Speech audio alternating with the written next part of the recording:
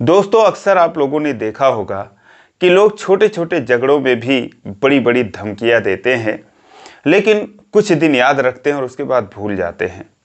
लेकिन कुछ ऐसे भी होते हैं कि एक बार अगर वो धमकी दे देते हैं तो फिर उसे याद ही रखते हैं और अंजाम चाहे जो भी हो उसे पूरा करके भी दम लेते हैं। तो आज की कहानी कुछ ऐसी ही है। एक लड़की जो कि जवान हो रही थी, तो उस पर एक मनचले की नज़र पड़ती है। वो उससे छेड़खानी करता है। चूँकि वो दबंग टाइप का लड़का था तो डायरेक्ट उससे रिलेशन बनाने की बात करता है। लड़की उसे मना कर देती है। ये बात उसे नागवार गुजरती है, लेकिन वो आए दिन उसका रास्ता रोक लेता था, उससे बदतमीजी करता था, उससे छेड़खानी करता था। लड़की परेशान हो जाती है और फिर एक दिन पुलिस कंप्लेंट करवा देती है। उसके बाद पुलिस अपना काम करती है, उसे पकड़ती है, उसे सबक सिखाती है, मारती है, पीटती है। उस लड़के की भारी बेइज्जती होती है। अब उसी दिन वो उस लड़की से कहता है कि एक दिन मैं तुम्हें कहीं का नहीं छोड़ूंगा, यहाँ तक कि मैं तुम्हारी शादी भी नहीं होने दूंगा। और दोस्तों, ऐसा ही होता है।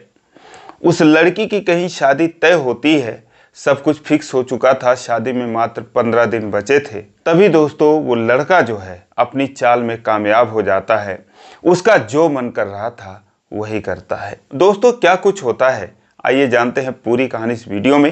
लेकिन वीडियो में आगे बढ़ने से पहले बस वही रिक्वेस्ट, वीडियो को लाइक कर दीजिए, चैनल को भी सब्सक्राइब कर लीजिए ताकि मेरा हौसला बढ़ता रहे। तो ये कहानी है राजस्थान के बाड़मेर जिले की एक लड़की जिसका नाम सरोज होता है।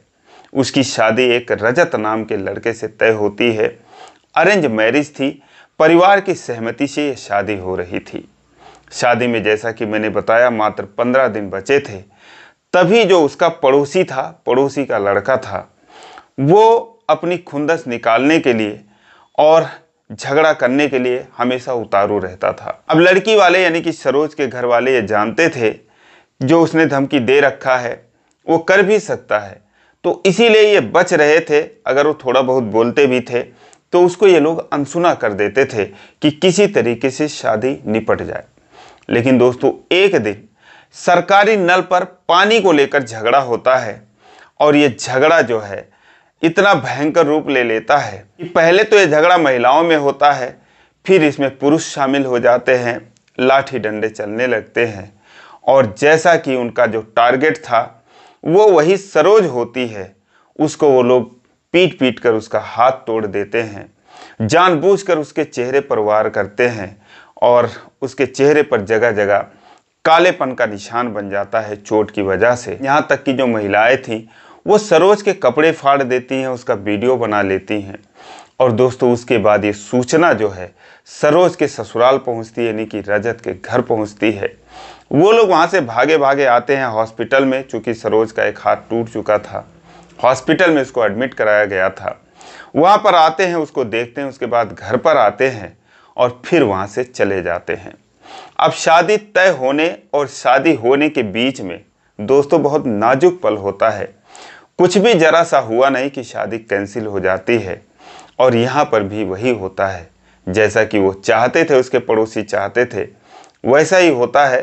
ये लोग जब घर पे जाते हैं रजत के घर वाले, तो वो शादी से मना कर देते हैं। कहते हैं पता नहीं क्या मामला रहा होगा कि जो है इस तरीके से झगड़ा हुआ और उस लड़की को इस तरीके से मारा पीटा गया। तो वो उसके घर पर भी सूचना भिजवा देते हैं, सरोज के माता पिता को भी कह देते हैं कि भाई साहब, हम ये शादी नहीं करेंगे क्योंकि आप लोगों का नेचर ठीक नहीं है, आप लोग का स्वभाव लड़ाई झगड़ा करने वाला है, तो हम रिस्क नहीं ले सकते हैं, हम ये शादी नहीं करेंगे। अब रजत जो है वो मायूस हो जाता है, क्योंकि एक एक दिन वो गिन रहा था, शादी में मात्र 15 दिन बचे थे।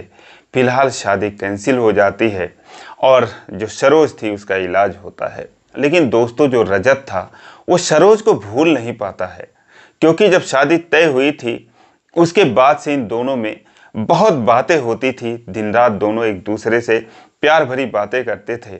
दोनों फ्यूचर की बातें करते थे कि कैसे सब कुछ होगा, कैसे हमारे बच्चे होंगे और कैसे हम लोग जीवन भर साथ रहेंगे, सुख दुख में कभी साथ नहीं छोड़ेंगे। तो इस तरीके से एक दूसरे के दिल में दोनों बस चुके थे। लेकिन एक पल में सब कुछ खत्म हो चुका था। रजत को जो है वो सरोज की बड़ी याद आती है, लेकिन वो कुछ नहीं कर सकता था क्योंकि सर्वे सर्वा उसके पिताजी थे, उसका एक बड़ा भाई भी था घर में, तो उन्हीं की मर्जी चलनी थी। इसीलिए रजत जो है वो चाहकर भी अपने घर वालों से कुछ बोल नहीं सकता था। बस अपनी माँ से कहता था कि मम्मी अगर मुझे शादी करनी है तो मैं वही करूँगा। जब 2 महीने बीत जाते हैं तो फिर एक दिन वो सरोज को फ़ोन करता है। सरोज उसका फ़ोन उठाती है। वो कहता है कैसी हो? सरोज कहती है कि मैं कैसी भी हूँ, आपसे क्या मतलब है? वो कहता है कि नाराज़ हो? कहती है किस बात की नाराज़गी? और नाराज़ तो मैं अपने आप से हूँ, अपनी ज़िंदगी से हूँ, आपसे क्यों नाराज़ रहूँगी? वो कहता है कि देखो मैं तुमसे शादी करना चाहता था, लेकिन मेरे घर वालों के आगे मेरी नहीं चली, तो इसमें मेरी कोई गलती नहीं है। सरोज की आंखों में आंसू आ जाते हैं। वो कहती है कि आप मुझसे शादी करना चाहते थे, यही मेरे लिए बहुत है, और कोई बात नहीं, आप जहाँ भी रहना खुश रहना, मैं आपके लिए दुआ करूँगी। लेकिन एक रिक्वेस्ट है कि कभी कभी मुझे फ़ोन भी कर लेना, क्योंकि मुझे आपकी बहुत याद आती है। अब जब रजत ये बात सुनता है तो भी कहता है कि मुझे भी तुम्हारी बहुत याद आती है। अब दोस्तों दोनों बात ही कर रहे थे कि तभी फिर जो उसके पड़ोसी थे किसी बात को लेकर फिर उन्हें झगड़ा करने के लिए उतारू हो जाते हैं। उसके द्वार पर आ जाते हैं, बाहर शोरगुल मचने लगता है, हंगामा होने लगता है। सरोज कहती है कि देखो लगता है वो फिर आ गए, और ये उस दिन से तीसरी बार आए हैं। पिछली बार आए थे तो मेरी माँ का सर फोड़ दिया था, आप लोगों को पता भी नहीं है। दोस्तों बात कर ही रही थी कि लोग उसके पास भी आ जाते हैं और उसे मारने पीटने लगते हैं। वो चिल्लाने लगती है, फ़ोन उसके हाथ से छूट जाता है। फ़ोन चालू ही था। रजत हलो हलो करता है, लेकिन उधर से कोई आवाज़ नहीं आती। आधे 1 घंटे तक ये सब कुछ चलता रहा। पुलिस भी आती है, मामला शांत कराती है, और उसके बाद फिर रजत जो है वो फ़ोन काट देता है। दोस्तों उसके बाद फिर वो रात को फ़ोन लगाता है। सरोज रोने लगती है और कहती है कि मैं बहुत दुखी हो चुकी हूँ और अब मेरी जीने की इच्छा नहीं है। लेकिन रजत उससे कहता है कि आखिर झगड़ा किस बात का है? तो वो सारी बातें उसे बता देती है कि झगड़ा इस बात का है कि जो पड़ोसी का लड़का था दबंग टाइप का है, बिगड़ैल है, और उसका कोई कुछ कर नहीं पाता है। उसकी जान पहचान है, उसके माँ बाप की भी जान पहचान है, तो वही जो है मुझे परेशान करता था। और सारी कहानी बताई कि मैंने जो है पुलिस में कंप्लेंट करी, पुलिस आई, उसको बेइज्जती हुई, उसको मारी पीटी। उसी दिन उसने ऐसे ऐसे कहा था कि मैं तुम्हारी शादी नहीं होने दूंगा, और उसी का खुंदस वो बार बार निकालता रहता है। उस दिन मेरी माँ का सर फोड़ दिया, उससे पहले मेरा हाथ तोड़ दिया, और आज मेरे भाई का भी हाथ तोड़ दिया। तो इस टाइप से उनका कोई कुछ कर नहीं पाता, उनकी जान पहचान है, रसूखदार लोग हैं। अब दोस्तों जब रजत ये बात सुनता है तो उसे दिल में बड़ी ठेस लगती है, क्योंकि वो वादा कर चुका था कि सुख दुख में मैं कभी भी, हम दोनों एक दूसरे का साथ नहीं छोड़ेंगे। शादी भले ही नहीं हुई थी, लेकिन दोनों एक दूसरे के दिल में बस चुके थे। वो कहता है ठीक है, वो जो लड़का है जो परेशान करता है, जिसकी वजह से ये सब कुछ होता है, उसका कोई फ़ोटो वगैरह है तो मेरे पास भेजो। अब दोस्तों झगड़े का वीडियो वगैरह बना था, तो सरोज जो है वो उसके पास उसका फ़ोटो भेज देती है और कहती है कि ये यही है। अब दोस्तों उसके बाद रजत जो है वो प्लान बनाने लगता है और अपने 3-4 दोस्तों को इकट्ठा करता है, उनसे बात करता है, और 2-4 दिन पहले वो सरोज से फिर फ़ोन पर बात करता है। कहता है वो तुम्हारा पड़ोसी कहाँ पर रहता है? वो कहती घर पर ही रहता है, कहाँ पर जाएगा? घर पर ही रहता है, उनकी बहन बेटियों को देखता रहता है, उनकी इज्जत के साथ खिलवाड़ करता रहता है, उसका यही काम है, कहाँ जाएगा? तो दोस्तों वो आता है और उसके घर पर, चूँकि उसके घर के कुछ ही दूरी पर उसका घर होता है, सरोज के घर से कुछ ही दूरी पर उस लड़के का घर होता है, तो वो जाता है, जानबूझकर उससे उलझता है और गहमा गहमी होती है। और दोस्तों वो लोग तैयारी करके आए ही थे। जितना उन लोगों ने सरोज को मारा था उससे कहीं गुना ज़्यादा उस लड़के की पिटाई करते हैं, यूँ कहें कि हाथ पैर सब तोड़ देते हैं, और फिर उसके बाद वहाँ से भाग निकलते हैं। लेकिन अब उनके बाइक के नंबर से और चीज़ों से पता चल जाता है कि इसमें किन लोगों का हाथ है। पुलिस जो है उन लोगों को बहुत जल्द गिरफ्तार करती है। और उसके बाद दोस्तों जब इस मामले का खुलासा होता है तो रजत के घर वाले उस पर बिगड़ जाते हैं। कहते हैं जब उससे कोई हमारा रिश्ता नहीं है, हम शादी तोड़ चुके थे, तो तुझे उस बीच में जाने की क्या ज़रूरत थी। वो कहता है कि भले ही रिश्ता टूट गया था लेकिन मेरा दिल का रिश्ता है, भले ही शादी नहीं हुई, मैं उसे बहुत चाहता हूँ और इसीलिए मैंने जो भी कुछ किया मैंने गलत नहीं किया।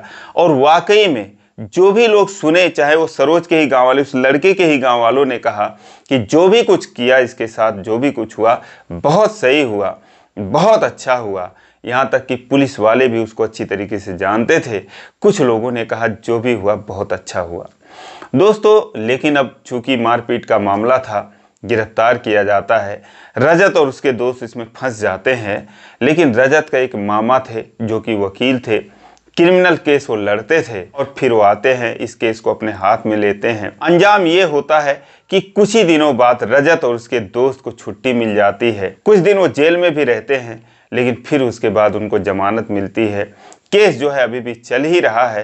ये मई 2024 की बात है दोस्तों। उसके बाद जब सरोज रजत से मिलती है, उससे मिलने के लिए आती है, तो उसे देखते उसके सीने से लिपट जाती है, फूट फूट कर रोने लगती है।